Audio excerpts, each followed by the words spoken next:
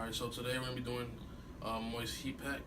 So first thing that we do is we go to hydrocollator. When going to hydrocollator, we want to make sure that the temperature inside is between 160 to 166 degrees.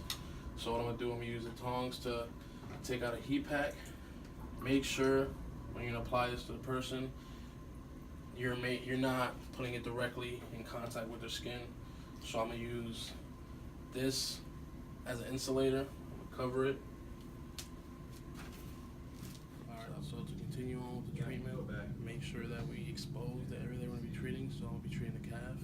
So I'm going to get the pad, make sure I apply it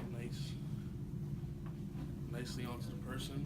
Make sure that there's no actual wounds, any open cuts, anything on the skin.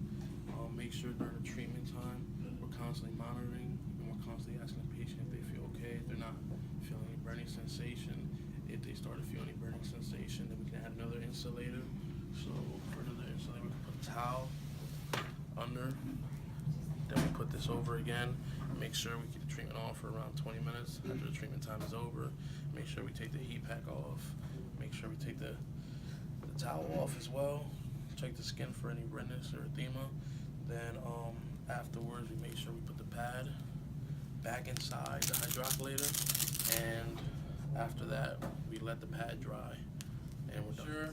What we're doing today is warm whirlpool. When we're doing this, first thing we want to do is fill up the tank. Fill up the tank to around 4/5 of the total tank to make sure we're covering the turbine, and we're covering as much surface area as possible on the skin. Making sure as well that the patient has the skin exposed to the area that we're treating. And when checking the temperature of the whirlpool, we want to make sure it's between 90 to 110 degrees Fahrenheit. Right now it's at 100 degrees, so we're perfectly fine that way. First thing we want to do now is turn on the whirlpool. After turning it on, we can move it around to left and right.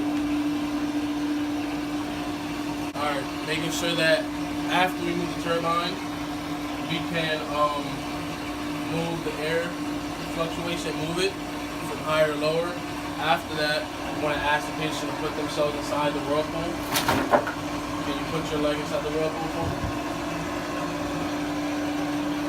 Make sure we constantly monitor the patient during this whole treatment time.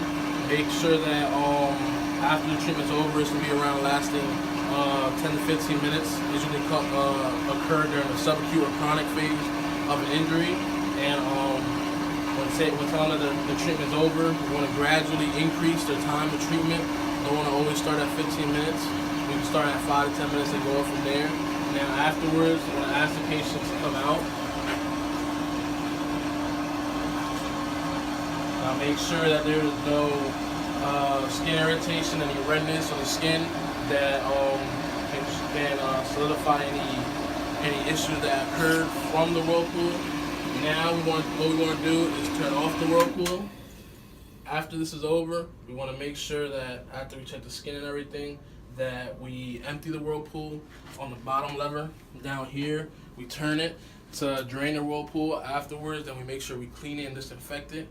And then we fill it up again for another person for a different treatment, and that is warm whirlpool treatment.